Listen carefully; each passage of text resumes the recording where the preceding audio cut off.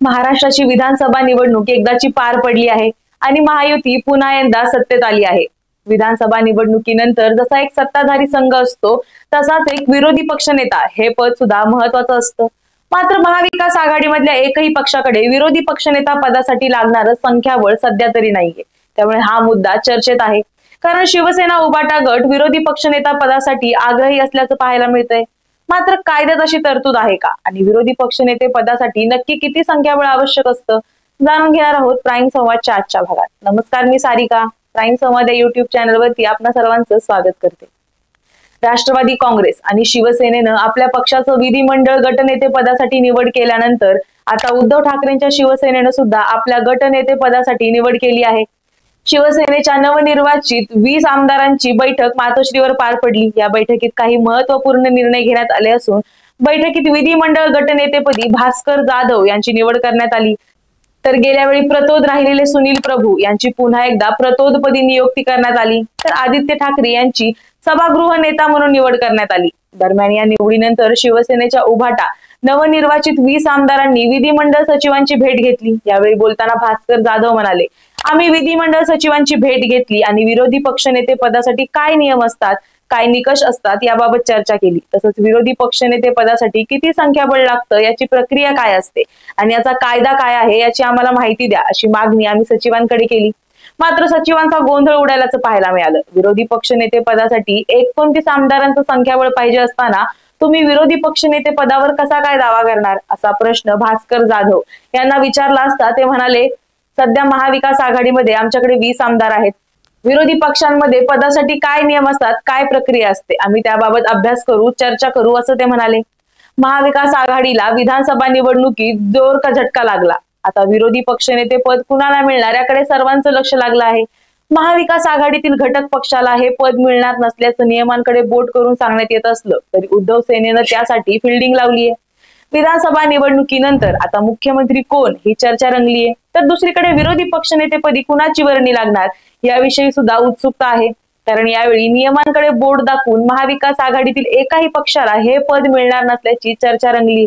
आता विरोधी पक्षनेता म्हणजे नक्की काय आणि त्यांचं काम काय असतं हे जर आपण जाणून घेऊया। सभागृहात मुख्यमंत्र्यांनंतर दुसरे प्रमुख अधिकार विरोधी पक्षनेत्याकडे असतात। सरकारच्या कार्यावर व धोरणावर टीका करण्याची प्रमुख जबाबदारी विरोधी पक्षावर असते। सरकारी धोरणाचं व कार्यक्रमांचे वाभाडे काढून ते धोरण जनतेच्या हिताच्या दृष्टीने कसे बरोबर नाही ते विरोधी पक्षनेता निदर्शनास आणतो। त्यासाठी विरोधी पक्षनेता वेगवेगळ्या मार्गांचा अवलंब करत असतो। येणाऱ्या निवडणुकीत जनमत जागृत करून आपल्या पक्षाकडे वळवण्यासाठी तो प्रयत्नशील असतो। सरकारच्या चुकीच्या धोरणावर टीका करणं, समाजात निर्माण होणाऱ्या अराजकतेविरुद्ध भूमिका घेत दंगली, खून सदृश्य परिस्थिती निर्माण झाली असेल तर त्याविषयी चौकशी करण्याचा आग्रह धरतो। समाजातील अनेक समूहांच्या प्रश्नाला वाचा फोडतो। उदाहरणार्थ शेतकरी, कष्टकरी आदींच्या प्रश्नांवर विधिमंडळात आवाज उठवतो। आरक्षण प्रश्नावर भूमिका मांडणं, सक्षम विरोधी पक्षनेता असणं हे सक्षम लोकशाहीचं वैशिष्ट्य आहे। सरकारच्या चुकीच्या धोरणांवर सरकून टीका करून शासनाला अचूक कामं करण्यास विरोधी पक्षनेता भाग पाडतो। सभागृहात बोलण्याची पहिली संधी मुख्यमंत्र्यांना असते, तर नंतर विरोधी पक्ष नेत्याला बोलण्याची संधी असते। मुख्यमंत्री हा सरकारचा प्रतिनिधी असतो, तर विरोधी पक्षनेता हा जनतेचा प्रतिनिधी असतो। विरोधी पक्षनेत्याला कॅबिनेट मंत्र्यांचा दर्जा दिलेला असतो, त्याला सर्व सोयी सुविधा दिल्या जातात। सरकारवर अंकुश ठेवणं, राज्यातील समाजातील ज्वलंत प्रश्नांवर आवाज उठवणं, सरकारचे अपयश जनतेसमोर आणणं, प्रशासकीय अधिकारी चुकीचे वागत असतील तर त्यांना योग्य काम करण्यास सांगणं, विविध प्रश्नांवर आंदोलन करणं ही जबाबदारी विरोधी पक्ष नेत्यांवर असते। सरकारमधील कोणत्याही खात्यात संदर्भात माहिती मागण्याचा अधिकार विरोधी पक्ष नेत्याला असतो। सर्व माहिती देणं सरकारवर बंधनकारक असतं। कामकाज सल्लागार समिती संदर्भात अधिकार असतात। यात अधिवेशन ठरवताना, विषय मांडताना विरोधी पक्षानं त्याला सोबत घ्यावे लागतं। सभागृहातील सर्वात आक्रमक नेतृत्व म्हणून विरोधी पक्षनेता अधिकार पार पाडत असतो। विधिमंडळातील सर्व महत्वाच्या खात्यांच्या विरोधी पक्षाच्या वतीने तोच प्रमुख असतो। विरोधी पक्षनेते पद एवढं महत्वाचं का मानलं जातं, तर खरं तर संसदीय लोकशाहीमध्ये विरोधी पक्षनेते पद हे प्रचंड महत्वाचं मानलं जातं। ही यंत्रणा भारतानं ब्रिटिश लोकशाहीतून स्वीकारली आहे। ब्रिटिश संसदीय परंपरेनुसार विरोधी पक्ष नेत्याला शॅडो प्राईम मिनिस्टर असं संबोधण्यात येतं। सरकार कोणत्याही कारणानं बहुमत सिद्ध करण्यात अपयशी ठरलं अथवा कोसळल्यास सरकारची सूत्र घेण्यासाठी शॅडो प्राईम मिनिस्टर तयार असावा, असं त्यामध्ये सांगण्यात आलेलं आहे। त्यामुळे भारतात विरोधी पक्षनेत्याला महत्व आहे। सत्ताधाऱ्यांच्या विरोधातील सर्व पक्षांचं प्रतिनिधित्व करणारं पद म्हणून या पदाला मंत्रिपदाचा दर्जा देण्यात आलेला आहे।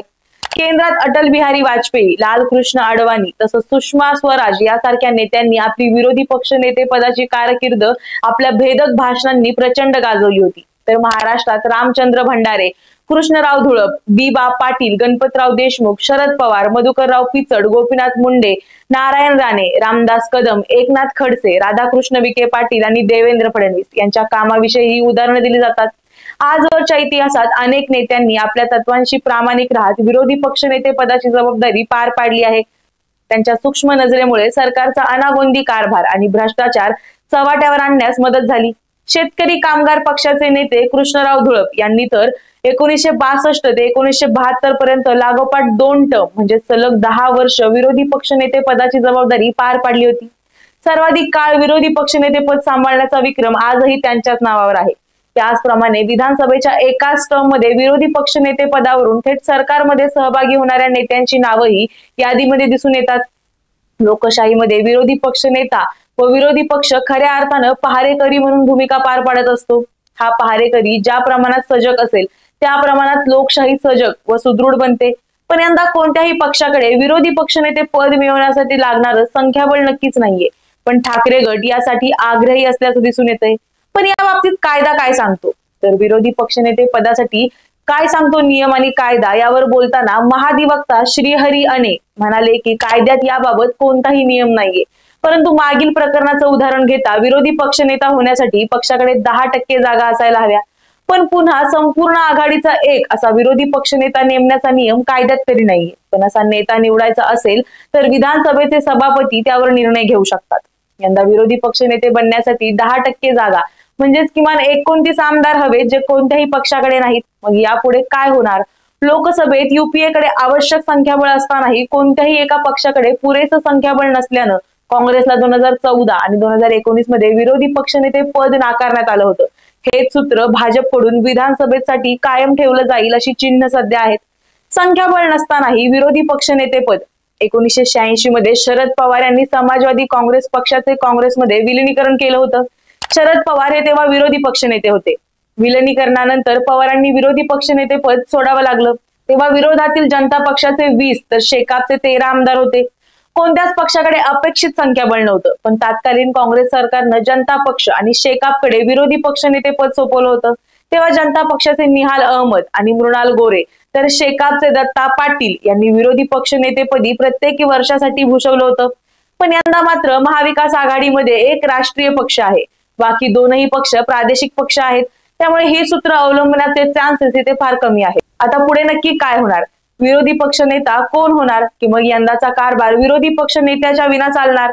याबद्दल तुम्हाला काय वाटतं हे आम्हाला कमेंटमध्ये नक्की सांगा आणि प्राईम संवाद या युट्यूब चॅनलला सबस्क्राईब करायला विसरू नका। धन्यवाद।